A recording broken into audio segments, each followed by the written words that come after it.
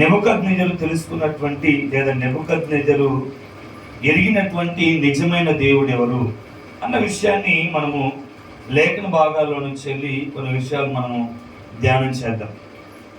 అసలు నెబుకద్నెజరు రాజు ఎవరు? అసలు నెబుకద్నెజరు తెలుసుకున్నటువంటి నిజమైన దేవుడు ఎవరు?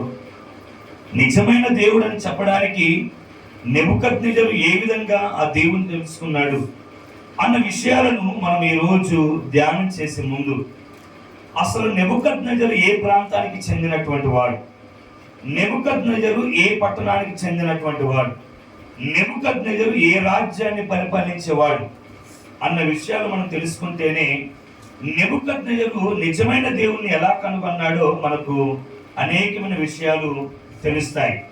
అవి తెలియాలి అంటే మనము కొంత మేరకు చరిత్రను తెలుసుకోవాలి, కొంత మేరకు మన చరిత్రలోనికి వెళ్ళాలి.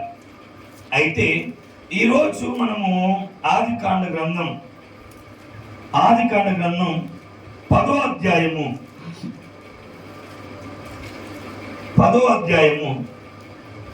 1వ వచనాన్ని చదువుదాం ఒకసారి. ఇది నోవాహు కుమారుడగు షేము, హాము, యాఫేతు అను వారి వంశావళి అని 1వ అధ్యాయంలో ఉంది. నోవాహు కుమారుల పేరు ఇక్కడ 3 పేర్లు పరిశుద్ధాత్మ దేవుడు రాయించాడు. ఒకరి పేరు షేము, మరొకరి పేరు హాము, ఇంకొకరి పేరు యాఫేతు అని రాశాడు. అంటే ఇప్పుడు ఈ 3 తండ్రి ఎవరు అని అంటే నోవాహు. మనందరికీ తెలుసు, దేవుడు జలప్రళయాన్ని భూమి మీదకి రప్పించే ముందు దేవుడు ఏర్పరచుకున్నటువంటి కుటుంబమే నోవాహు యొక్క కుటుంబం. జలప్రళయంలో నుండి తప్పించబడినటువంటి కుటుంబమే నోవాహు కుటుంబం. నోవాహు కుటుంబాన్ని గురించి పరిశుద్ధాత్మ దేవుడు లేదా తండ్రి అయిన దేవుడు సాక్ష్యం ఇవ్వాలి అని అంటే నోవాహు దేవుని ఎదుట ఆ తరములో నిందారహితుడిగా జీవించినటువంటి వాడు, దేవుని ఎదుట కృప పొందినటువంటి కుటుంబమే నోవాహు యొక్క కుటుంబం. దేవుడు నోవాహును ప్రేమించి ఇచ్చినటువంటి సంతానమే షేము, హాము, యాఫేతు. ఇప్పుడు అదే 10వ అధ్యాయం 6వ వచనాన్ని చదువుదాం ఒకసారి. హాము కుమారుడు కూషు. ఇక్కడ చాలు 6వ వచనానికి వచ్చేసరికి హాము యొక్క సంతతుడి గురించి దేవుడు రాయిస్తూ ఉన్నాడు. నోవాహు కుమారుడు షేము, హాము, యాఫేతు అయితే 6వ వచనంలో నోవాహు కనినటువంటి కుమారుడైనటువంటి హాముకు పుట్టినటువంటి సంతానాన్ని ఇక్కడ రాయిస్తూ ఉన్నాడు. ఇక్కడ రాయిస్తున్నటువంటి మొదటి వరుసలో ఈ హాము కుమారుడు ఎవరు అని అంటే కూసు అని చెప్పాడు. హల్లెలూయా చెప్తాం. ఎవరట? హాము యొక్క కుమారుడు ఎవరు? కూసు. ఇప్పుడు హాము యొక్క తండ్రి ఎవరు? నోవాహు. నోవాహు యొక్క కుమారుడు ఎవరు? హాము. హాము యొక్క కుమారుడు ఎవరు? కూసు. కూసు యొక్క తండ్రి ఎవరు అని అంటే హాము. అయితే ఇప్పుడు 8వ వచనాన్ని చదువుదాం ఒకసారి. కూసు నిమ్రోదును కనెను. అతడు భూమి మీద పరాక్రమశాలి అయి ఎండుటకు ఆరంభించను. చాలు. ఇప్పుడు కూసు కుమారుడు ఎవరు అని అంటే చెప్పాలి. కూసు కుమారుడు ఎవరు అని అంటే నిమ్రోదు. చెప్దాం ఒకసారి. కూసు కుమారుడు ఎవరట? నిమ్రోదు. ఇది మనకు చాలా ప్రాముఖ్యమైన విషయం. క్రైస్తవులంగా ఇది మనం చాలా తెలుసుకోవాల్సినటువంటి విషయం. ఇప్పుడు నోవాహు కుటుంబం దగ్గర నుంచి మనం వస్తా ఉన్నాం. నోవాహు కుటుంబంలో నోవాహు కుమారుడు హాము. హాము యొక్క కుమారుడు ఎవరు అని అంటే చెప్పాలి. హాము యొక్క కుమారుడు ఎవరు? కూసు. కూసు కనినటువంటి కుమారుని పేరు ఏంటంటే ఇక్కడ 8వ వచనంకి వచ్చేసరికి కూసు కుమారుడైనటువంటి నిమ్రోదు యెహోవా ఎదుట పరాక్రమశాలి అయి ఉండెను అని రాస్తా ఉన్నాడు. నిమ్రోదు. అసలు ఈ నిమ్రోదు గురించి ఇప్పుడు మనం కొద్ది నిమిషాలు ఆలోచన చేద్దాం. నిమ్రోదు ఎవరు? నిమ్రోదు ఎవరు అన్న విషయాన్ని కనుక మనం ఆలోచన చేస్తే అదే ఆదికాండం 11వ అధ్యాయము 1వ వచనాన్ని ఒకసారి మనం చదువుదాం. ఒకసారి భూమి అంతటా ఒకే భాషయు ఒక పలుకును ఉండెను. వారు పోవుచుండగా షీనారు దేశమందు మైదానము వారికి కనబడెను. అక్కడ వారు నివసించి మనము ఇటికలు చేసి బాగుగా కాల్చుదాం రండని ఒకనితో ఒకడు మాటలాడుకొనిరి. 9వ వచనం చదువుదాం ఒకసారి. దానికి బాబేలు అని పేరు పెట్టెను. ఎందుకనగా అక్కడ యెహోవా జనులందరినీ భాషను తారుమారు చేసెను. ఇక్కడ మనందరికీ తెలుసు, ఒక గొప్ప పట్టణాన్ని ఎవరు కడతా ఉన్నారు? జనులందరూ కూడా కడతా ఉన్నారు. ఈ కట్టే విషయంలో ప్రధాన పాత్ర పోషించిన వ్యక్తి ఎవరు అని అంటే కూషుకు పుట్టినటువంటి కుమారుడైనటువంటి నిమ్రోదు. ఈ నిమ్రోదే బాబేలు పట్టణాన్ని పూనుకున్నాడు.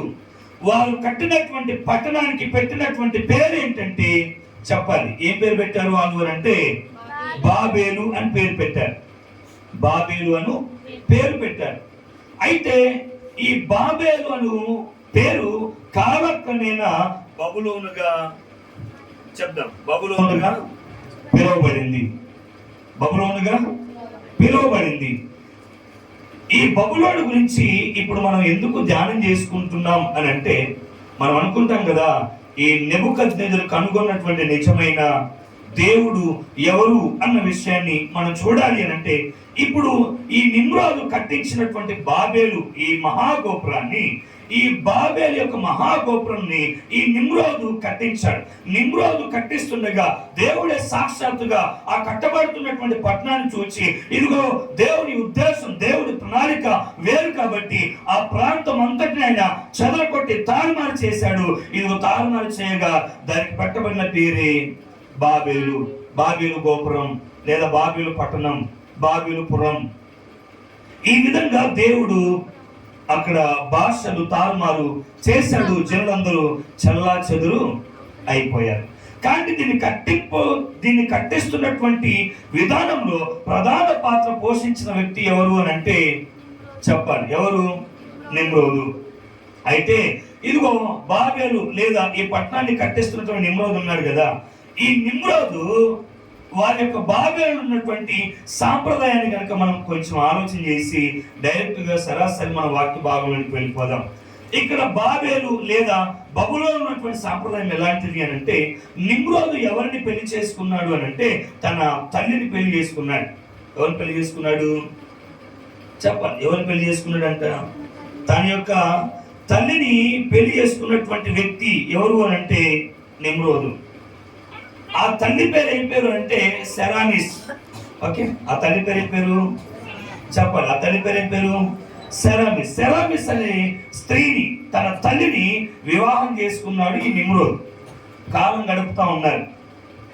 బాబేలు పట్టణాన్ని కట్టించిన తర్వాత జరిగినటువంటి సంఘటనలన్నీ, తండ్రి చనిపోయిన తర్వాత తన తల్లిని వివాహం చేసుకున్నాడు. వివాహం చేసుకున్న తర్వాత ఈ నిమ్రోదు అదేవిధంగా ఈ సెరామిస్ ఇద్దరు కూడా చేసినటువంటి పని ఏంటంటే, జనులందరి దగ్గర ఇదిగో నిమ్రోదు ఏమన్నాడంటే నేనే దేవుణ్ణి అని ప్రకటించుకున్నాడు.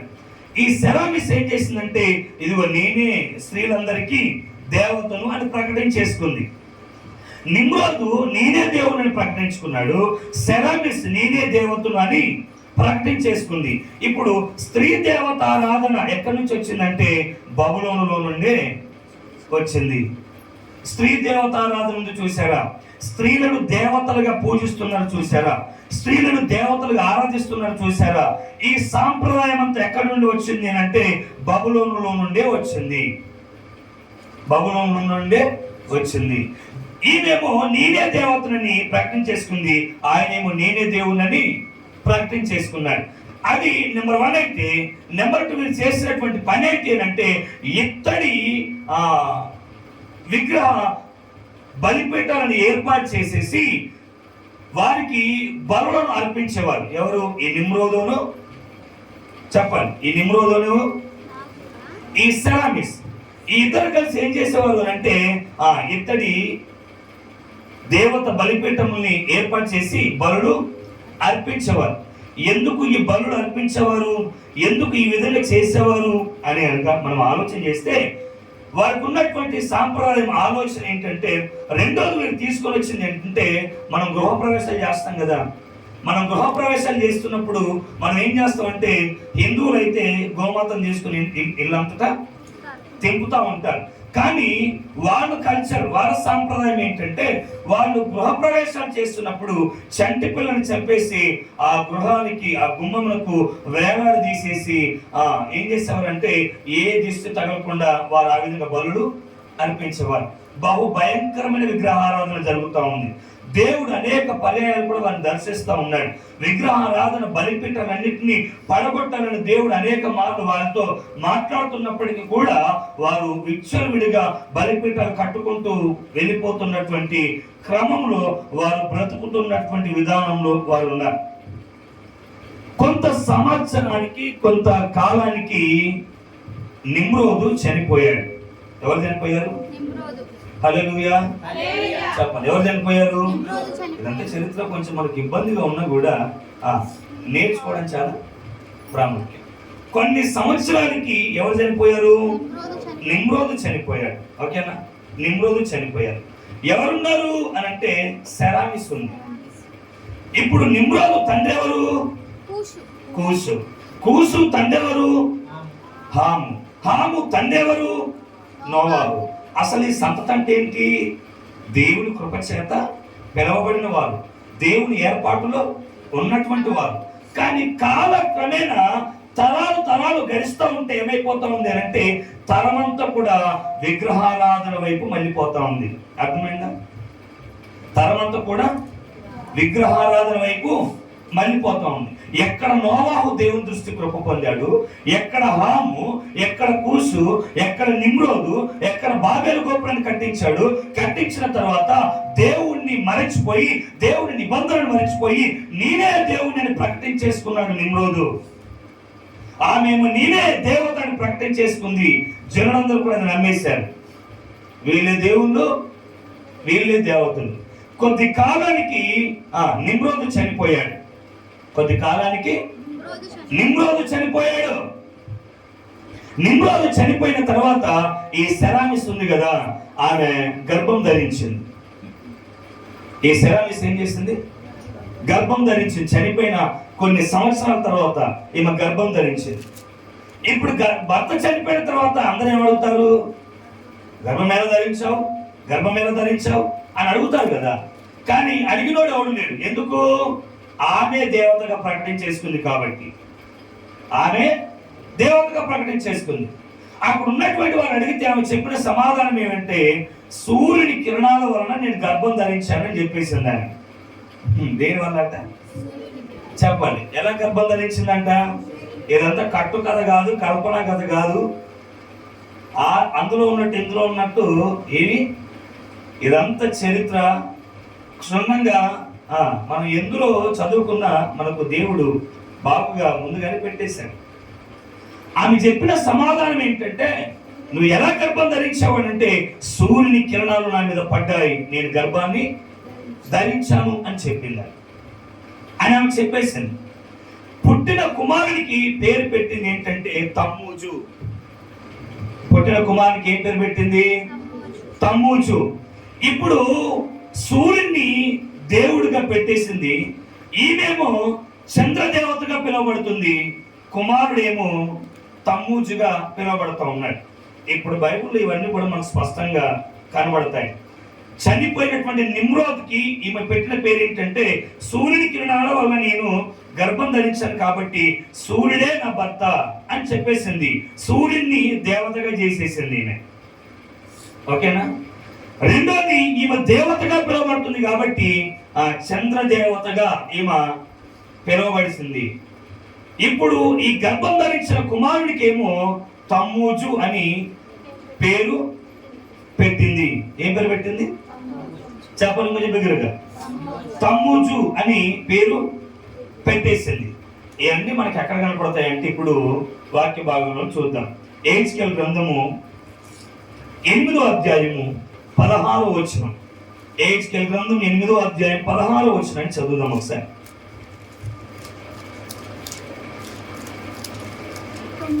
ఎహెజ్కేలు గ్రంథం 8వ అధ్యాయం 16వ వచనం. యెహోవా మందిరపు లోపల ఆవరణములోనున్న దింపగా లోపలి ఆవరణంలో నన్ను దింపగా అక్కడ యెహోవా ఆలయ ద్వారం దగ్గరనున్న ఒక మంటపము చదువు. అదేనా?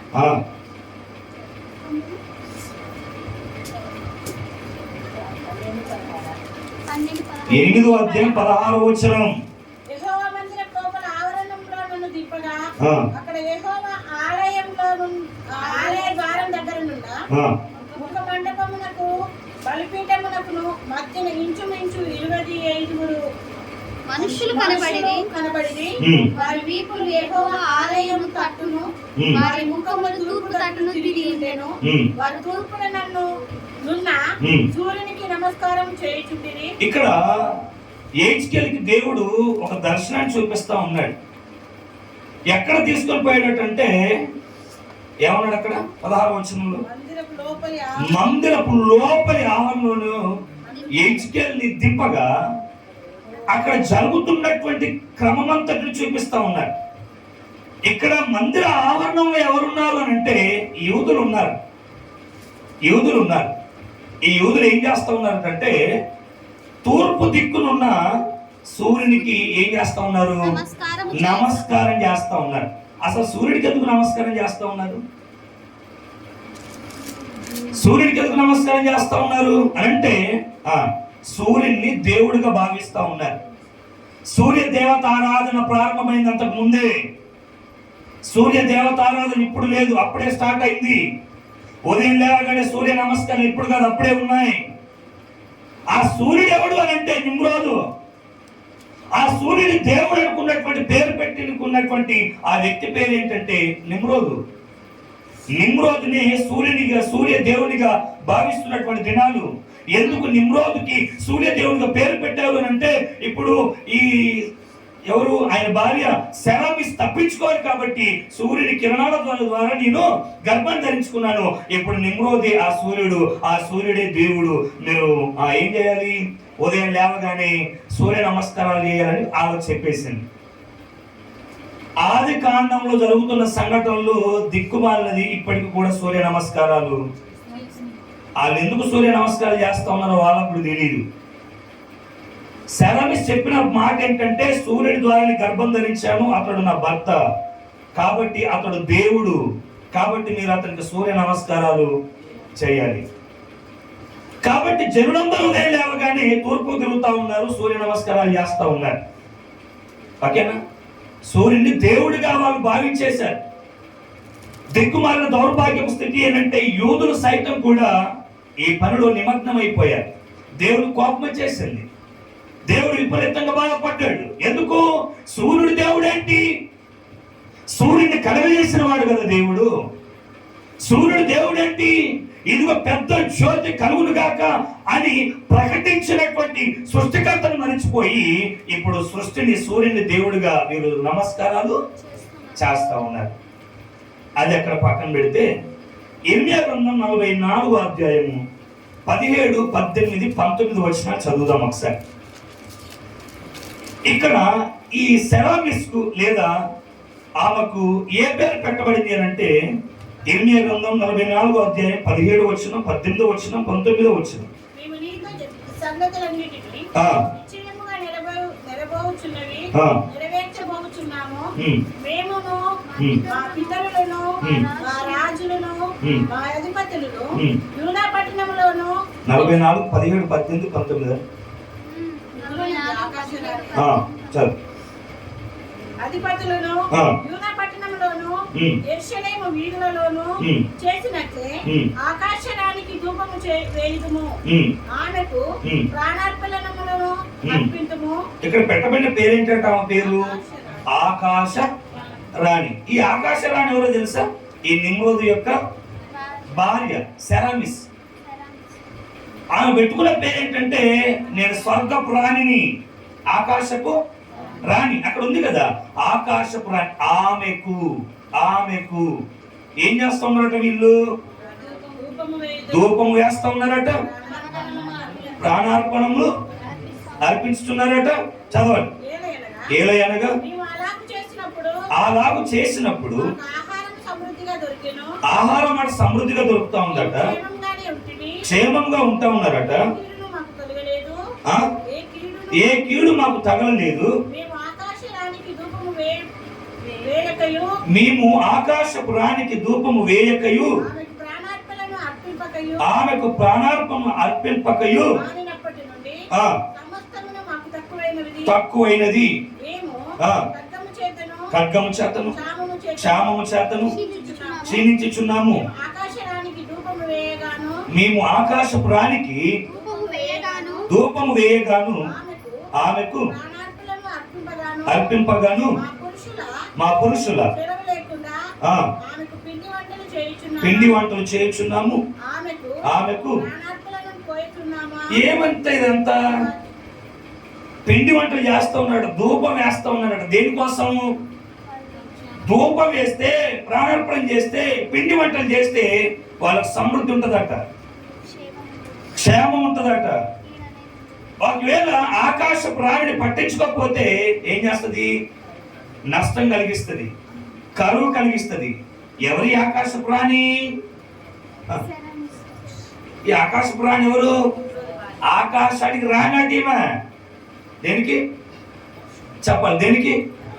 ఆకాశమునకు రాణి, ఆకాశ ప్రాణి, స్వర్గానికి రాణినే పేరు పెట్టేసుకుంది ముందే. ఏంటిది? చంద్రదేవత. నేను దేవతను పెట్టేసుకుంది, నేనే దేవతని చెప్పుకుంది. నిమ్రోదు నేను దేవుణ్ణి చెప్పుకున్నాడు.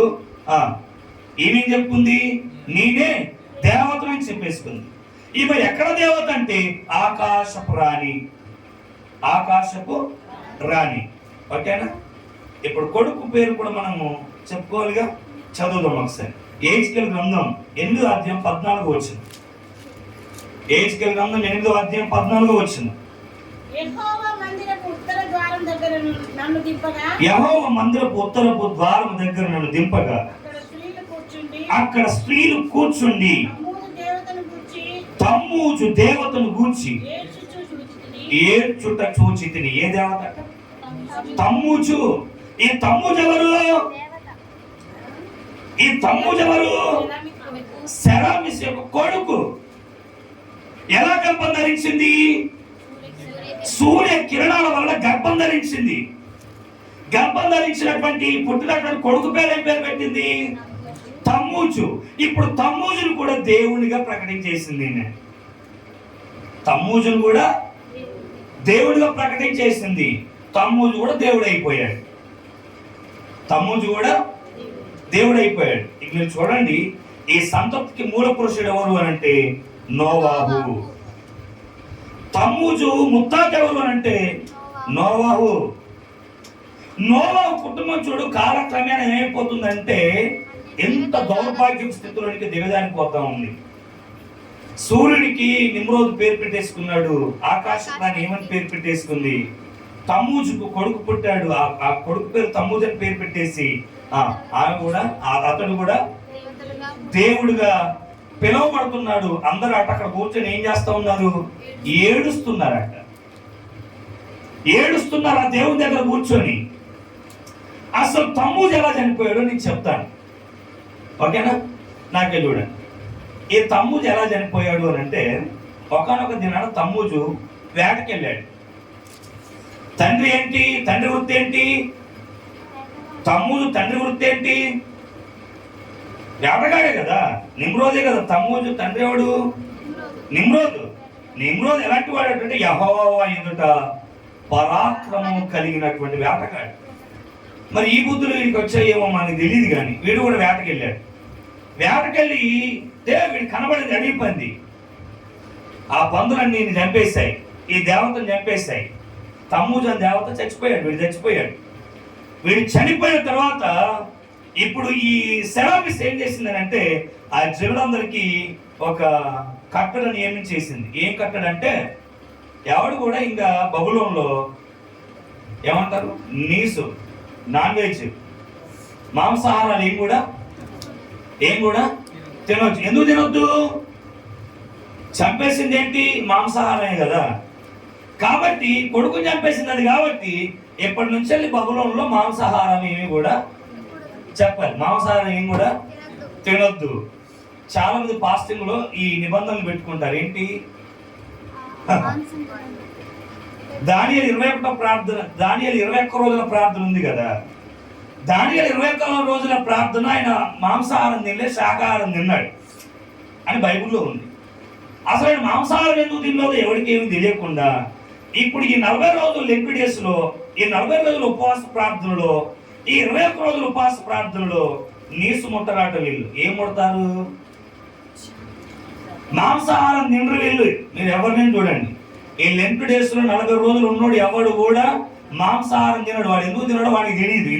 ఎందుకు తినరు వీళ్ళు అంటే వాడు పచ్చిగా విగ్రహారాధన చేస్తా ఉన్నాడని అర్థం. మీరు బయట హైందవులను చూడండి, 40 రోజులు దీక్ష ఉన్నప్పుడు వాళ్ళు మాంసాహారం ఏమి, మన నువ్వు కూడా తినట్లేదు. నీకు తేడా ఏంటి?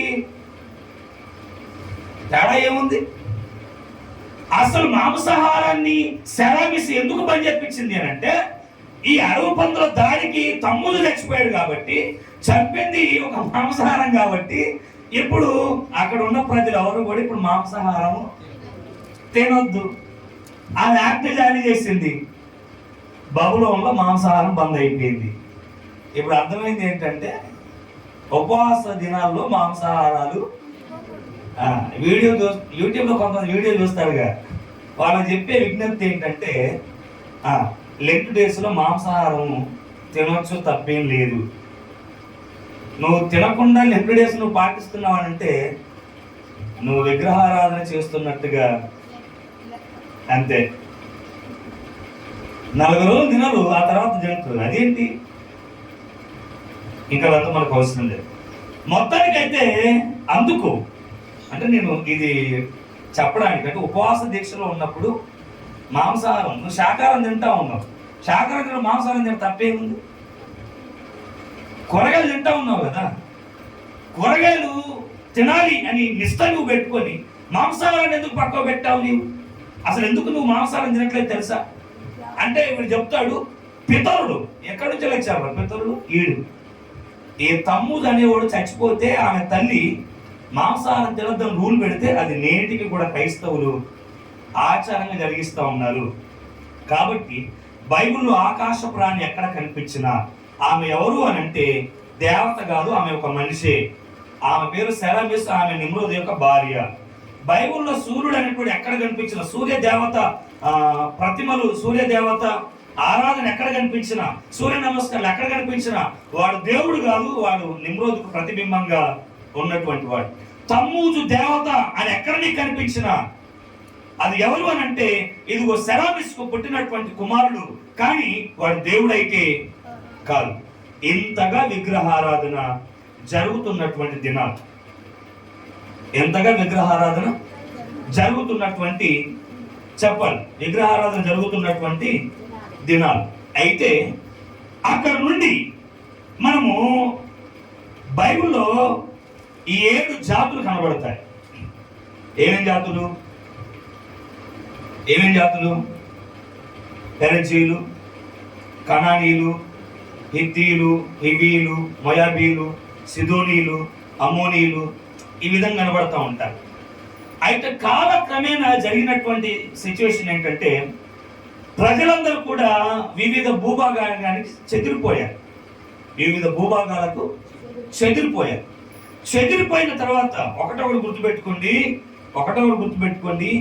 విగ్రహారాధన పరిచయం చేసింది బబులోనే. విగ్రహారాధన ప్రారంభమైంది బబులోనులోనే. హిందూ దేశంలో కాదు, ఇరాక్లో కాదు, ఇరాక్కు మరొక పేరే బబులోన్. ఓకే, ఆ దేశంలో కాదు, ఈ దేశంలో కాదు.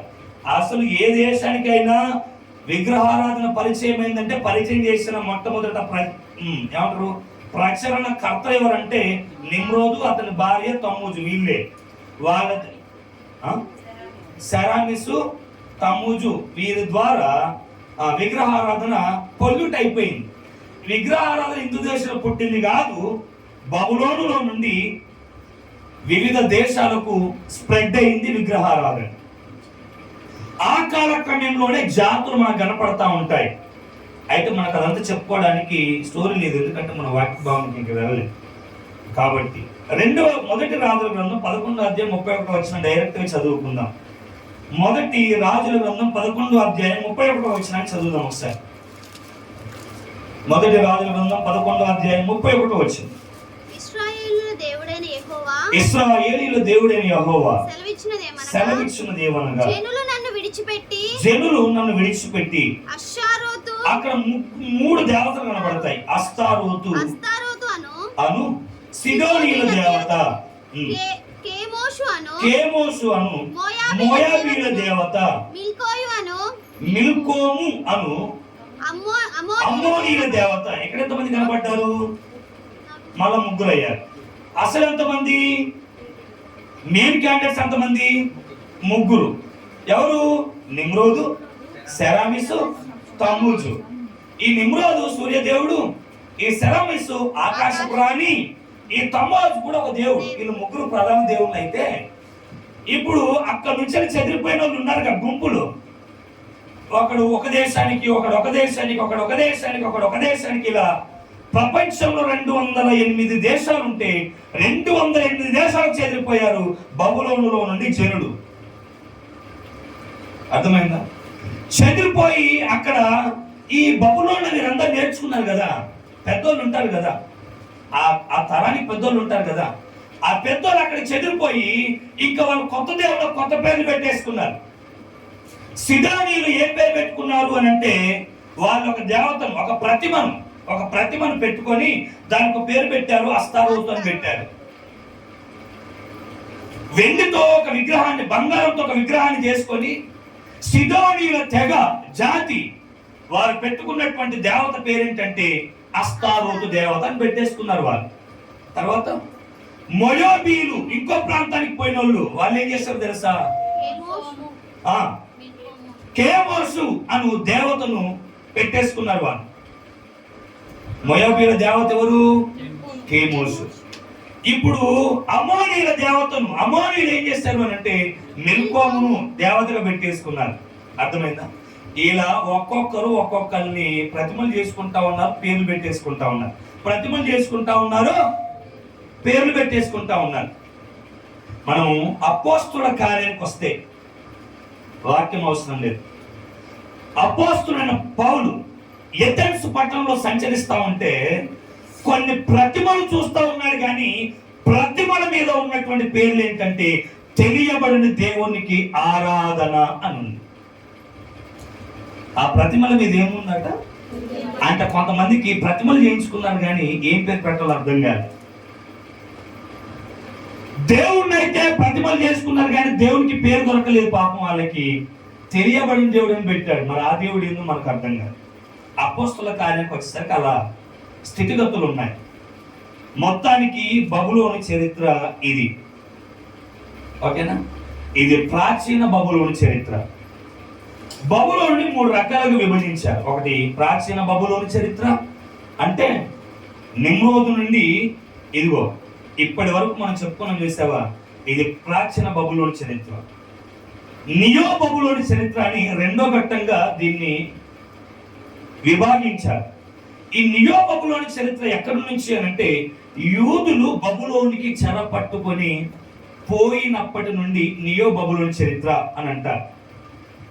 ఈ నియో బబులోని చరిత్రలోనే ఇప్పుడు మనకు అసలైనటువంటి వాస్తవికతలు బయటకు వస్తాయి.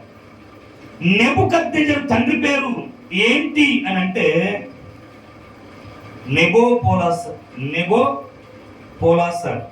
ఏం పేరట? నెబుకద్నెజరు తండ్రి పేరు ఏంటి అని అంటే నెబోపోలాసర్. నెబుకద్నెజరు పేరు రాయబడింది కానీ నెబుకద్నెజరు తండ్రి పేరు అయినటువంటి నెబోపోలాసర్ పేరు మాత్రం ఏమాత్రం కూడా రాయబడలేదు. బైబిల్లో నెబుకద్నెజరు పేరు రాయబడింది కానీ నెబుకద్నెజరు తండ్రి పేరు మాత్రం రాయబడలేదు. నీకెలా తెలుసు అని అంటే కొంచెం ఇంటర్నెట్ పోయి నీవు ఇంటర్నెట్ ఓపెన్ చేసుకొని నెబుకద్నెజరు ఫాదర్ ఓడని నువ్వు అడిగితే ఆ చరిత్ర ఇచ్చే ఆధారం ఏంటంటే నెబోపోలాసర్ అని మనకి ఇస్తుంది. నెబోపొలసరు చాలా ఉన్నతమైనటువంటి వ్యక్తి. ఈ బబులోను, ఈ బాబేలు గోపురం ఇదంతా తర్వాత మరలా బబులోని సామ్రాజ్యాన్ని తిరిగి కట్టినటువంటి వ్యక్తి ఎవరంటే నెబోపొలసర్. ఈ బబులోన్ని మరలా తిరిగి ప్రారంభించినటువంటి వ్యక్తి ఎవరు చెప్పాలి? నెబోపొలసర్. ఈ నెబోపొలసర్ యొక్క కుమారుడే నెబుకద్నెజరు. ఈ నెబోపొలసర్ యొక్క కుమారుడే నెబుకద్నెజరు. అయితే ఈ నెబోపొలసర్ ఎక్కడ చనిపోయాడు అన్నది అది వాస్తవికంగా ఒక చిన్న రెఫరెన్స్ అయితే మనం చూడొచ్చు. ఎక్కడ అంటే చదువుదాం ఒకసారి. ఇర్మియా గ్రంథం 46వ అధ్యాయం 1-2 వచనాలు. ఒక యుద్ధంలో చనిపోయాడు అని చరిత్ర ఆధారం ఉంది. అది ఏ యుద్ధమో, ఏ ప్రాంతంలో చనిపోయాడో ఇర్మియా గ్రంథం 46వ అధ్యాయం 2వ వచనంలో ఉంది. చూద్దాం ఒకసారి. ఐగుప్తును గూర్చిన మాట యోషీయా కుమారుడను ఆ యూదా రాజైనను ఆ యెహోవాకు ఏలబడినందున యెహోయాకీము ఏలుబడి అందున 4వ సంవత్సరమున నెబుకద్నెజరు కర్కెమిషు. ఓకే, ఇక్కడ కర్కెమిష్ అనే ప్రాంతం ఉంది. ఈ ప్రాంతంలో యుద్ధం జరుగుతూ ఉంది. నెబుకద్నెజరు పేరు అక్కడ రాయబడింది కానీ తండ్రి పేరు రాయబడలేదు. అయితే చూద్దాం ఒకసారి. ఈ కర్కెమిష్ అనే ప్రాంతంలో యుద్ధం జరుగుతూ ఉంటే ఈ కర్కెమిష్ ప్రాంతంలో ఇదిగో నెబుకద్నెజరు తండ్రి అయిన నెబోపొలసర్ చనిపోయాడు. నెబోపొలసర్ అప్పుడు రాజుగా ఉన్నాడు. నెబుకద్నెజరు ఆ యుద్ధానికి సైన్యాధ్యక్షుడుగా ఉన్నాడు. తండ్రి చనిపోయిన తర్వాత ఆ యుద్ధాన్ని తానే రాజై ఉండి జరిగించి యుద్ధంలో విజయాన్ని పొందుకున్నాడు. తండ్రి తదనంతరం నెబుకద్నెజరు రాజయ్యాడు. హల్లెలూయా, హల్లెలూయా. ఈరోజు ఏదేదో చెప్తా ఉన్నాడు అనుకున్నట్టున్నాం కదా. ఏదేదో చెప్పినా ఎక్కించుకుంటే నెబోపొలసర్ కుమారుడే నెబుకద్నెజరు. నెబుకద్నెజరు తండ్రి ఎవరని అడిగితే ఏమో మాకు తెలియనద్దు అనద్దు కానీ నెబోపొలసర్. కర్కెమిష్ అనే ప్రాంతంలో యుద్ధం జరుగుతూ ఉండగా నెబుకద్నెజరు తండ్రి చనిపోయాడు. ఆ ప్రాంతంలోనే యుద్ధాన్ని జయించి నెబుకద్నెజరు బబులోను పట్టణానికి రాజు అయ్యాడు. హల్లెలూయా, హల్లెలూయా. నెబుకద్నెజరు రాజైన తర్వాత బబులోనుని 10 అంతులుగా విస్తరింపచేశాడు. నెబుకద్నెజరు రాజైనాక బబులోన్ని బంగారుమయంతో నింపేశాడు. నెబుకద్నెజరు రాజైనాక అసలు నెబుకద్నెజరు ప్రతి ప్రాంతాన్ని జయించాడు. అలా దండెత్తు వెళుతూ ఉంటే ఎదురైనటువంటి ఒక రాజ్యమే 2వ రాజుల గ్రంథం 25వ అధ్యాయము 1వ వచనం చదువుదాం ఒకసారి స్పష్టంగా. 2వ రాజుల గ్రంథం 20వ అధ్యాయము 1వ వచనాన్ని చదువుదాం ఒకసారి త్వరగా. 1వ వచనం. ఆ దినములలో హిజ్కియాకు 2వ రాజుల గ్రంథం 25:1. 2వ రాజుల గ్రంథం 25వ అధ్యాయం అతని ఏలుబడిలో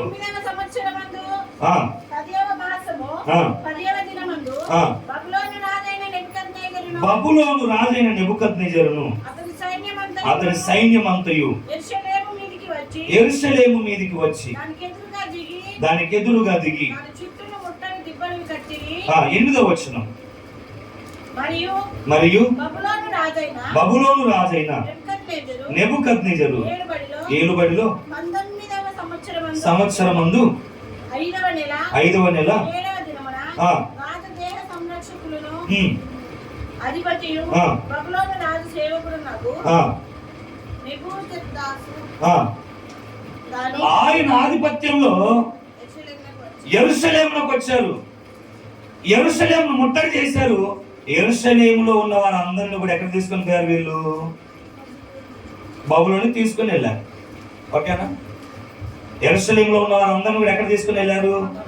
హల్లెలూయా, హల్లెలూయా, హల్లెలూయా, హల్లెలూయా. మంచిది. యెరూషలేములో ఉన్న వారందరినీ కూడా ఎక్కడికి పట్టుకొని వెళ్ళారు? బబులోనికి పట్టుకొని వెళ్ళారు. చెరగా తీసుకొని పోయారు. సిద్కియా కాలంలో కూడా ఇదే పరిస్థితులు జరిగాయి. బబులోని పట్టుకుని ఈ చెరగా కొనిపోయినటువంటి ప్రముఖులను పట్టుకొని పోయారు. దాంట్లో పట్టుకొని చెరలో పోయినటువంటి వారే షద్రకు, మేషకు, అబేద్నెగో, దానియేలు. వీరిని ప్రముఖులుగా ఉన్నారు. యూదా రాజ్యంలో, యెరూషలేం రాజ్యం, వీరు ప్రముఖులుగా ఉన్నారు. ఉన్నతమైన చదువులు చదివినటువంటి వారు షద్రకు, మేషకు, అబేద్నెగో, దానియేలు మామూలు వ్యక్తులేం కాదు. ఉన్నతమైన చదువులు చదివినటువంటి వారు, ఉన్నతమైన విద్యను అభ్యసించినటువంటి వారు, సమస్త విషయములపై వీరు పట్టుగలిగినటువంటి వారు. ఈ నెబుకద్నెజరు బానిసలుగా తీసుకొని పోతున్న సమయంలో ఎవరెవరు టాలెంటెడ్ పర్సన్స్ ఉన్నారో వారిని పట్టుకొని వెళ్ళిపోయి ఇక్కడ ఏ ఉద్యోగాల్లో ఉన్నారో అక్కడ వారిని అదే ఉద్యోగాల్లో స్థిరపరిచారు. మొత్తానికి అయితే వీళ్ళని చెరగా తీసుకొని పోయారు. ఇప్పుడు మనం చెప్పుకోవాలనుకున్నటువంటి వాక్యం ఏంటి? మన వాక్య సందేశం ఏంటి? నెబుకద్నెజరు తెలుసుకున్నటువంటి నిజమైన దేవుడు ఎవరు? దేవుడు ఏ కాలంలో కూడా తన సంతానాన్ని విడిచిపెట్టాడు. హల్లెలూయా. నెబుకద్నెజరు ఎవరో తెలుసా? దేవుని ఏర్పాటులో అనాది ప్రణాళికలో ఉన్నటువంటి తన సంతానం. నోవాహు సంతతిలో నుంచి పుట్టినటువంటి వారు వీళ్ళంతా. నోవాహుని ఏరుకున్నప్పుడు, నోవాహుని విడిచిపెట్టినప్పుడు ఆ తరమంతా కూడా గతించిపోతుంటే 100 సంవత్సరాలు గతించిపోయిన దేవుని ప్రణాళిక ఎప్పటికీ తన బిడ్డల పట్ల మారదు. మరలా దేవుడు తనను తాను ప్రత్యక్షపరచుకోవాలనుకున్నాడు. మరలా దేవుడు నెబుకద్నెజరుకు నిజమైన తన దేవుడు ఎవరో తెలుసుకోవాలని రుజువు చూపించాలనుకున్నాడు దేవుడు. అర్థమైందా? చాలా మందికి అర్థం కాని విషయం ఏంటంటే, దేవుని నిబంధన జనమైనటువంటి ఈ ప్రజలను నెబుకద్నెజరుకు అప్పగించింది సాక్షాత్తుగా దేవుడే అప్పగించేశాడు. అవునా కదా? వాక్యం చదివితే మనకు చాలా స్పష్టంగా అర్థమైపోతుంది. మొత్తానికి వీళ్ళు బబులోనికి చెర పడిపోయారు, చెరగా వెళ్ళిపోయారు, చెరలో ఉంటా ఉన్నారు. అందులో ప్రముఖులు షద్రకు, మెషకు, అబేద్నెగో, దానియేలు అను అటువంటి వారు ఉన్నారు. ఓకేనా? నెబుకద్నెజరు ఎవరు? నెబుకద్నెజరు ఎవరు? బబులోను సామ్రాజ్య అధినేత రాజు. సువిశాలమైన పట్టణం, సిరి సంపదలు కలిగినటువంటి పట్టణం, బహు విగ్రహారాధనతో కూడినటువంటి పట్టణం. హిందూ దేశంలో కూడా అటువంటి విగ్రహారాధన లేదు. అంత విగ్రహారాధన బబులోనులో ఉంది. అంత భయంకరమైన పట్టణం ఎందుకుంది? వీళ్ళ పితరులు ఎవరు? నిమ్రోదు. వీళ్ళు వాళ్ళే దేవుళ్ళు ప్రకటించేసుకున్నారు. అటువంటి భయంకరమైన సంతతిలో పుట్టినోడే ఈ నెబుకద్నెజరు. ఓకేనా? అలాంటి భయంకరమైన సంతతిలో పుట్టినోడే ఈ నెబుకద్నెజరు. మరి ఈయనకి ఇప్పుడు అలవాటు ఉండదా? ఉన్నది. కాబట్టి దానియేలు గ్రంథం 3వ అధ్యాయం 1వ వచనంలో ఒక పని చేశాడు ఆయన. రాజు నెబుకద్నెజరు బంగారు ప్రతిమ ఒకటి చేయించి, వీళ్ళు ఎప్పుడు ప్రతిమలు చేయించుకోవడమే. ఇంకా ఎందుకంటే వీళ్ళకు దేవుళ్ళు ఎలా ఉంటారో తెలియదు కాబట్టి. దేవుళ్ళు ఎలా ఉంటారో తెలియదు. వీళ్ళది ఏంటంటే ప్రతిమలు చేయించుకోవడం, స్టాచ్యూస్ చేయించుకోవడం. బంగారు ప్రతిమ ఒకటి చేయించి బబులోను దేశంలోని దూర అను మైదానములో దాన్ని నిలవబెట్టించి అది 60 మూరల ఎత్తు 6 మూరల వెడల్పు ఉండెను. రాజుకు నెబుకద్నెజరు అధిపతులను, సేనాధిపతులను, సంస్థానాధిపతులను, మంత్రులను, ధర్మశాస్త్రోపదేశకులను, న్యాయాధిపతులను, సంస్థానాధిపతులను అందరినీ సమకూర్చుటకును నిలవబెట్టించి ఆ ప్రతిమ యొక్క దూతలను పంపించగా అందరూ వచ్చారు. ఇంటి మనం చదువుకొని అందరూ వచ్చేసారు. ఏం చేశాడు రాజు? చెప్దాం, హల్లెలూయా చెప్దాం ఒకసారి. చేయించాడు, ఒక ప్రతిమ చేయించాడు. మరి ఇది అంతా కూడా తండ్రి దగ్గర నుంచి నేర్చుకున్నాడు కదా. నెబుకద్నెజరు తండ్రి అయినటువంటి నెబో ఆయన దగ్గర నుంచి సంతతంతా వీళ్ళకు దేవుడు ఎవరో తెలియదు, నిజమైన దేవుడు ఎవరో తెలియదు. వీళ్ళ దిక్కుమాల సంతతి ఏంటంటే ప్రతిమలు చేయించుకోవడం, దేవుని పేరు పెట్టేసుకోవడం. దూరాను మైదానంలో నెబుకద్నెజరు ఈ బబులోనీయులను ఈ ఇశ్రాయేలును చెరబట్టుకున్న తర్వాత ఏం చేశాడట? దూరాను మైదానంలో ప్రాంతంలో ఒక బంగారు ప్రతిమను నిలబెట్టించేసి ఇగో ఈడే మీ దేవుడు అని చెప్పాడు. ఈడే చెప్పాలి, ఈడే. అప్పటి వరకు మరి ఏ దేవుని పూజించాడో నాకే తెలియదు, కానీ అప్పుడు నిలబెట్టించి విగ్రహ ప్రతిష్టలు, ప్రాణ ప్రతిష్టలు, ఆ ప్రతిష్టలు, ఈ ప్రతిష్టలు ఇప్పుడు వచ్చినాయి కాదు, అప్పటి నుంచి వెళ్ళే ఉన్నాయి. బబులోనులో అంత పెద్ద బంగారు విగ్రహాన్ని పెట్టించాడు. దాన్ని ప్రతిష్ఠిత చేయడానికి కూడా అందరిని కూడా పిలిచి విగ్రహ ప్రతిష్ఠ చేశాడు. అనగా దేవుని ప్రతిష్ఠించేంత గొప్పడైపోయాడు నెబుకద్నెజరు. అర్థమైందా? కొంతమంది జ్ఞానవంతులు ఉంటారండి, దేవుళ్ళనే ప్రతిష్ఠిస్తారు. అంటే మనుషుల చేత ప్రతిష్ఠింపబడుతున్న దేవుళ్ళు చాలా మంది ఉన్నారు. ప్రతిమలు చేయడం, దేవుళ్ళని పేరు పెట్టడం, ప్రతిమలు చేయడం, ప్రాణ ప్రతిష్టను పెట్టడం, ప్రతిమలు చేయడం ఇష్టమైనట్టుగా ఆ సంతతించిన వాడే నెబుకద్నెజరు. అర్థమైందా? ఇప్పుడు ఏం చేశాడు? ఎత్తైన ఒక ప్రతిమను చేయించాడు, దేవుడిని పేరు పెట్టాడు. ఇదిగో ప్రతివాడు కూడా నమస్కారం చేయాలి, మొక్కాలి, మీ దేవుడు ఆయనే. ఎవరు? దూరాను మైదానంలో ఉన్న దేవుడే దేవుడు, ఆ ప్రతిమే దేవుడు, ఆ దేవుడే దేవుడు. మొక్కకపోతే చంపేస్తా, మొక్కకపోతే చంపేస్తా. ఇప్పుడు వచ్చింది కూడా అదే, మొక్కకపోతే ఇప్పుడు కాదు అప్పుడే ఉందిరా. మొక్కకపోతే మా దేవుడు అనకపోతే చంపేస్తామన్నది ఇప్పుడు లేదు, అప్పుడే ఉంది. ఇప్పుడేదో కొత్త పద్ధతులు ఏం తీసుకురాలే. అప్పటి నుంచే ఏం చేస్తా ఉన్నారు మనుషులని? మొక్కకపోతే చంపుతా, దేవుడు అనకపోతే చంపుతా. నెబుకద్నెజరు అన్నమాట మన బయట సమాజం గురించి మనకు అవసరం లేదు. నెబుకద్నెజరు అన్న మాట ఏంటంటే, నేను నిలబెట్టించిన ప్రతి ముందు కదా దేవుడు ఉన్నాడు కదా, మొక్కకపోతే చంపుతా. అవునా కదా? నమస్కారం చేయకపోతే చంపుతా, దేవుడిని ఒప్పుకోకపోతే చంపుతా, ఎవడు ఒప్పుకోడో చూస్తామని చంపేస్తా అన్నాడు. కబర్దార్ అన్నాడు. దేశం మీద జరుగుతున్నటువంటి అరాచకాలు కూడా ఇవే. అర్థమైందా? ఇలా జరుగుతుంది. కాలక్రమేణా దేవుడు చూస్తూ ఊరకుండలేకపోయాడు.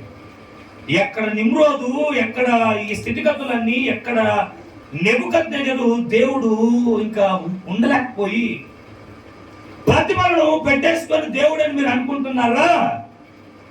దేవుడు అంటే ఎలా ఉంటాడో నెబుకద్నెజరు పరిచయం చేయాలనుకున్నాడు దేవుడు. హల్లెలూయా చెప్దాం, హల్లెలూయా.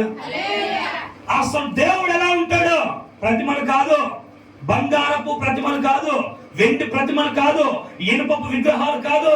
అసలు దేవుడు ఎలా ఉంటాడో దేవుడు సాక్షాత్తుగా నెబుకద్నెజరుకు తనను తాను పరిచయం చేసుకోవాలనుకున్నాడు. దేవుడు ప్రతి కాలంలో, ప్రతి తరములో తన ఉనికిని ఆయన బహిర్గతం చేసుకుంటూనే వస్తాడు తన బిడ్డలకు.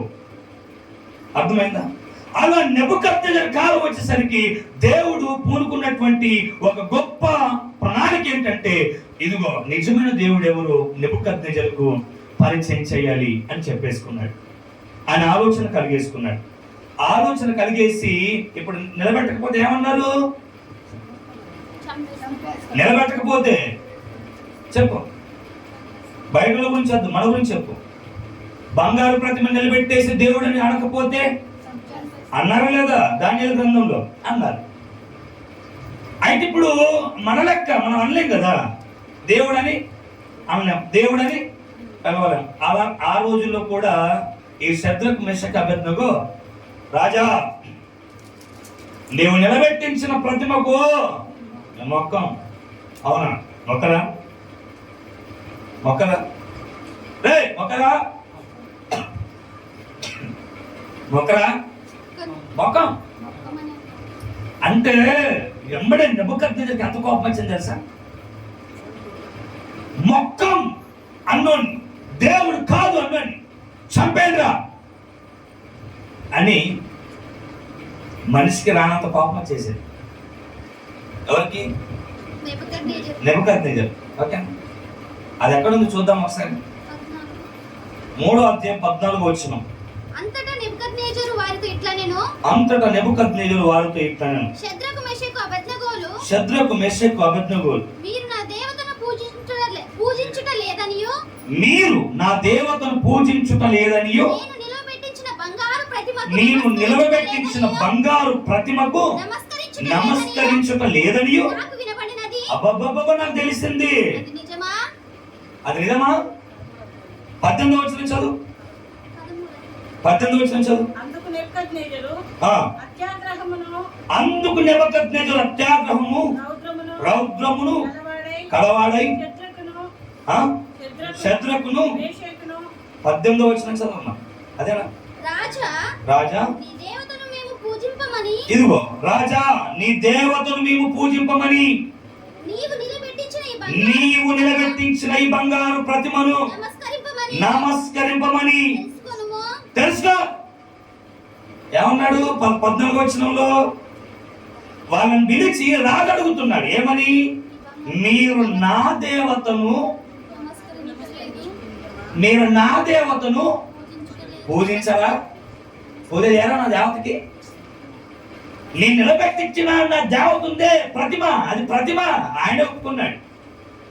బంగారు ప్రతిమ నమస్కారం చేయరా? దండాలు పెట్టరా? అడిగిపోయి బంగారపు దాని దగ్గరికి పోయి నమస్కారం చేయరా? మొక్కరా అంటే వాళ్ళు అన్నారు, నీ దేవతకు నీ మొక్కం, నీ బంగారు ప్రతిమకు నమస్కారం నేను చేయం, అది నువ్వు తెలుసుకోముందన్నారు. ఇప్పుడు మనలో కూడా ఇదే మాట. కొన్ని ప్రాంతాల్లో అనకపోతే చంపేస్తాం మేమనం, అనకపోతే మేమనం. ఇక్కడ కూడా అదే సందర్భం జరిగింది. తీసుకొని ఎక్కడ పడేశారు? అక్కడ బైబిల్లో రాసేబడిన మాట ఏంటంటే అసలు అగ్నిగుండం అంటేనే వేడిమి గల అగ్నిగుండం. రాజుకు 2 వచ్చాయట. ఏంటిది? రౌద్రం. అబ్బబ్బా, ఒక్కల్లో 2 వచ్చినాయి. ఇప్పుడు మనుషులు మురుకులైపోతూ ఉన్నారు. అరే మా దేవుడు అనండ్రా మేమనం. ఎంబడ రౌద్రం వచ్చేస్తుంది, అత్యాగ్రహం వచ్చేస్తుంది, పూనకాలు వచ్చేస్తూ ఉన్నాయి. మా దేవుడు అనరా, మా దేవుడు మొక్కరా. అప్పుడే వచ్చేసింది ఆడి మొత్తం. ఈలోకి కూడా వచ్చేసింది. ఎందుకంటే మనుషులుగా వచ్చేసిన తర్వాత ఏం చేశారంటే, సహజంగా అగ్నిగుండం అంటేనే వేడిమిగా ఉంటది, కానీ ఈయనేం చేశారట? 7 అంతలు వేడి చేశారట. అసలు విచిత్రం ఏంటో తెలుసా? అసలు ఈయన పట్టుకొని పోయి అగ్నిగుండంలో పడేద్దాం అనుకున్న వాళ్ళేమో ఆ అగ్ని వేడి చచ్చిపోయారట. వీళ్ళు మాత్రం అగ్నిగుండంలో పడ్డారట. వీళ్ళు మాత్రం అగ్నిగుండంలో పడవేయబడ్డారు. ఇక్కడ స్టార్ట్ అయింది నెబుకద్నెజరుకు దేవుడు తనను తాను ప్రత్యక్షపరచుకోవడం. 5 వచనాలు చూపించేసి నేను ముగించేస్తాను. హల్లెలూయా. సంతోషమేనా? ఓకే. 1 వచనం అంటేనే గంట అంటూ 5 వచనం అంటే మరి ఏం టెన్షన్. ఓకేనా? చూద్దాం ఒకసారి. దేవుడు తనను తాను ఎలా ప్రత్యక్షపరచుకున్నాడు, దేవుడు తనను తాను ఎలా ఉన్నాడు అని రుజువు చేసుకున్నాడు, నిరూపించుకున్నాడు అని కనుక మనం చదవగలిగినట్లయితే చదువుదాం ఒకసారి. అదే దానియేలు గ్రంథం 3వ అధ్యాయం 28వ వచనం. ఇప్పుడు నెబుకద్నెజరు మాట్లాడుతున్న మాట. నెబుకద్నెజరు షద్రకు మెషకు అబేద్నెగోయను వీరి దేవుడు పూజార్హుడు. చాలు. ఏమన్నాడు? వీరి దేవుడు పూజార్హుడు. ఇంతకుముందు ఏమన్నాడు? నా దేవుణ్ణి మీరు పూజించాలన్నాడు. హల్లెలూయా. నా దేవుణ్ణి మీరు పూజించాలి అని అన్నాడు. ఎప్పుడేమన్నాడు? నా దేవుణ్ణి పూజించకండి, నా దేవుడు పూజారుడు కాదు, నేను నిలబెట్టించిన బంగారు ప్రతిమ పూజారురాలు కాదు, అది ఉత్తి స్టాచ్యూయే, అది ఉత్తి ప్రతిమే, దాంట్లో ఏమి కూడా లేదు. నిజమైన దేవుడు ఎవరో తెలుసా? శద్రకు మేషకు అబేద్నెగో వారు ఆరాధిస్తున్నారు చూసారా, ఆ ఆరాధికుడే నిజమైన దేవుడు, ఆయనే పూజార్హుడు అన్నాడు. అంతవరకు ఏమన్నాడు? బంగారు ప్రతిమే దేవత నా దేవతను పూజించరా అన్నాడు. ఎప్పుడేమన్నాడు? వీరి దేవుడే పూజార్హుడు. మొట్టమొదటి సాక్ష్యం నెబుకద్నెజరు చెప్తున్న మాట. ఎలా ఈ మాట చెప్పగలిగాడు అంటే మన అందరూ తెలుసు, వారిని అగ్నిగుండంలో వేయగా 4వ వ్యక్తిగా దేవుడు వారి మధ్య సంచరిస్తూ ఉన్నాడట. ఈ ఈ ఈ ఈ సందర్భాన్ని ఎవరు చూస్తా ఉన్నారు? నెబుకద్నెజరు చూస్తా ఉన్నాడు. దిక్కున లేచాడు. లేచి చూస్తా ఉండగా, ఇదిగో మీకు ఎంతమంది కనపడుతున్నారు అని అక్కడ ఉన్న సమస్త రాజపతులు అందరినీ అడిగితే వాళ్ళు అంటున్నటువంటి మాట ఏంటో తెలుసా? ఇదిగో 4 మనుషులు కనబడతా ఉన్నారు. ఆ 4వ వ్యక్తి దేవదూత స్వరూపములు పోలికలో ఉన్నాడు. దేవుని ప్రతి స్వరూపం ఆయనే. అప్పుడు అనుకున్నాడు, అయ్యో నేను నిలబెట్టుకున్నటువంటి దేవుడు అనుకున్నానే. కాదు కాదు కాదు, దేవుడు ప్రతిమల్లో ఉన్నాడు, బంగారంలో ఉన్నాడు. వీరి దేవుడే పూజార్హుడు. ఏ దేవుడిని పూజించమని ఆ రాజు చెప్పాడు, ఇప్పుడు ఆ రాజు అంటా ఉన్నాడు, ఆ దేవుణ్ణి పూజించడం ఆఫ్ చేయండి, వీరి దేవుణ్ణి పూజించండి. నెంబర్ 1. ఓకేనా? అంటే దేవుడు ఎలా ప్రత్యక్షపరుచుకుంటున్నాడు, నెబుకద్నెజరు యొక్క మనోనేత్రాలు దేవుడు ఎలా తెలుస్తున్నాడు. నెబుకద్నెజరు సాక్షాత్తుగా అంగీకరించాడు తెలుసా, ఆయనే దేవుడిని అంగీకరించాడు నెబుకద్నెజరు. మొదటిది ఇదిగో ఈ దేవుడు పూజార్హుడు అని కనుగొన్నాడు. ఆ దేవుడు అక్కడ కొట్టివేయబడ్డాడు. 2:29 వచ్చిన చదువుదాం ఒకసారి. కాగా నేను ఒక శాసనము నియమించుచున్నాను ఏదనగా తొందరగా రక్షించుటకు సమర్థుడగు దేవుడు కాగా సమర్థుడు కాగా మరి ఏ దేవుడును లేడు కాగా ఏ జనులలో గాని రాష్ట్రంలో గాని భాష మాట్లాడు వారిలో గాని శత్రుకు మెషకు అబేద్నెగోలు అని వారి దేవుడు ఎవడు దూషించినో చాలు. ఇక్కడ రెండోది ఏంటో తెలుసా, ఇదిగో ఈ రక్షించుటకు ఈ దేవుడు గాక ఆ మాట అండర్లైన్. రెండోది నెబుకద్నెజరు చెప్తున్నాడు. మొదటిది నేను నిలబెట్టించి దేవుడు అని చెప్పాను కదరా మీకు, ఆడ కాదురా పూజకరుడు, వీరి దేవుడే పూజకరుడు. రెండోది ఏమన్నాడంటే, ఇదిగో రక్షించుటకు ఈ దేవుడు కాక మరి ఏ దేవుడు లేడు. అంటే ఇక్కడ చెప్తున్నటువంటి మాట ఏంటంటే ఇంకొక దేవుడు లేడు, ఈయన దేవుడు. అర్థమైందా? ఇంకొక దేవుడు లేడు, ఈయనే దేవుడు. మరి ఏ దేవుడు లేడు, ఈయనే దేవుడు. అర్థమైంది అక్కడ నేను చెప్పిన మాట? మరి ఏ దేవుడును లేడు, వీరి దేవుడే దేవుడు. మరి ఏ దేవుడును లేడు, వీరి దేవుడే దేవుడు. అంటే దాని అర్థం ఏంటి? అంతకుముందు మీరు చాలా దేవతలను ఆరాధిస్తున్నారు. అందుకే శాసనం తయారు చేశాడు. ఆయా రాష్ట్రాలకు, ఆయా భాషలకు, ఆయా రాజ్యాలకు, ఆయా తెగలకు ఆయన శాసనం ఇస్తున్న మాట ఏంటంటే మీరు పూజిస్తున్నటువంటి దేవుడు కాదు, వీరు దేవుడే దేవుడు.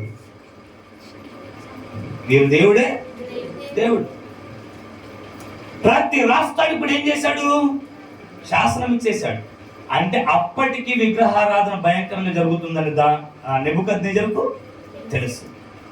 బబులోను చుట్టుపక్కల ఉన్న రాజ్యాలన్నిటికీ శాసనం ఇచ్చేశాడు. అరే మీరు ఆరాధిస్తున్నటువంటి దేవుడు కాదు, వీరి దేవుడే. ఇంకొక దేవుడు, వీరి దేవుడే. ఇంకొక దేవుడు. ఇది నెబుకద్నెజరు, ఓ గొప్ప బబులోను సామ్రాజ్యానికి అధినేత చెప్తున్నటువంటి సాక్ష్యమే. అర్థమైందా? వీరి దేవుడు పూజార్హుడు, వీరి దేవుడు, వీరి దేవుడే దేవుడు, వేరొక దేవుడు లేడు. 2 అయిపోయినాయి. 3వది దానియేలు గ్రంథం 4:34 వచ్చింది. దానియేలు గ్రంథం 4:34 వచ్చింది. ఆ కాలం గడిచిన పిమ్మట నెబుకద్నెజరు నేను మరలా మానవ బుద్ధి గలవాడనై నేను మరలా మానవ బుద్ధి గలవాడనై నా కళ్ళు ఆకాశము తట్టు ఎత్తి నా కళ్ళు ఆకాశము తట్టు ఎత్తి చిరంజీవియు అసలు మీరు ఆ మాట చదవండి. చిరంజీవియు సర్వోన్నతుడగు దేవుని స్తోత్రము సర్వోన్నతుడగు దేవుని స్తోత్రము చేసి గణపరచి స్తుతించి తిని. సర్వోన్నతుడగు దేవుడు రెండోది అంటా ఉన్నాడు. ఏ దేవుడు అట ఆయన? సర్వోన్నతుడగు దేవుడు. ఇంతకు ముందు ఏమన్నాడు అని అంటే, దూర మైదానంలో నేను నిలబెట్టించిన ప్రతిభకు మీరు మొక్కాలి, సాగిలపడాలి, నమస్కారం చేయాలి, పూజించాలని చెప్పాడు కదా, స్తుతించాలని చెప్పాడు, ఆరాధన చేయాలని చెప్పాడు. వీణ విపంచికలు సమయం విడబడినప్పుడు నీ వెళ్ళి దండాలు పెట్టాలి అని చెప్పాడు. ఇప్పుడు ఏ రాజు దండాలు పెట్టాలన్నాడు, ఏ రాజు ఆ దేవతను పూజించాలి, స్తుతించాలన్నాడు, ఆ రాజు అంటే ఇక్కడ అంటున్నాడు, సర్వోన్నతుడగు దేవునికి స్తోత్రములు చదువు, స్తోత్రములు చేసి గణపరచి స్తుతించి. హల్లెలూయా. చూసిన నెబుకద్నెజరు ఏం చేస్తా ఉన్నాడు? స్తోత్రములు చేసి దేవుణ్ణి గణపరచి దేవుణ్ణి స్తుతిస్తున్నాడు. ఆయన పేరు పెట్టాడు, ఈయన సర్వోన్నతుడగు దేవుడు. మూడోది, మన దేవుడు సర్వోన్నతుడగు దేవుడు, ఉన్నత స్థలంలో ఉండే దేవుడు. ఆదముల మధ్య, పనికిరాని జనాల మధ్య, ఏదో ప్రతిమల్లో స్వరూపాల్లో ఇల్లు ఉండే దేవుడు కాదు. ఒక బబులోను సామ్రాజ్యాధినేత చెప్తున్నాడు, దేవుడు సర్వోన్నతుడగు దేవుడు, ఆయనకి స్తోత్రం కలుగును గాక, ఆయనకి ఘనత, ఆయనకి స్తుతి చెల్లును గాకని దేవుని గణపరుస్తున్నాడు ఒక రాజు. సర్వోన్నతుడగు దేవుడు ఆయన. హల్లెలూయా. ఎలా తెలుసుకున్నాడో తెలుసా? కరెక్ట్ చేసింది, ఇక చెప్పుకుంటే చాలా లేట్ అయ్యి. ఓకేనా? మన దేవుడు మూడోది సర్వోన్నతుడగు దేవుడు అని నెబుకద్నెజరు చెప్పి ఆ దేవుణ్ణి స్తుతిస్తున్నాడు. అదే వచ్చిన చదువు మళ్ళీ, అది కంటిన్యూ చేయి. ఆయన ఆధిపత్యము చిరకాలము వరకు ఆయన రాజ్యములు తరతరములకు ఉన్నవి. భూనివాసులందరి ఎడలు ఆయన దృష్టికి ఎన్నిక రానివారు ఆయన పరలోకపు సేన ఎడలను భూనివాసుల ఎడలు తన చిత్తము చొప్పున జరిగించువాడు.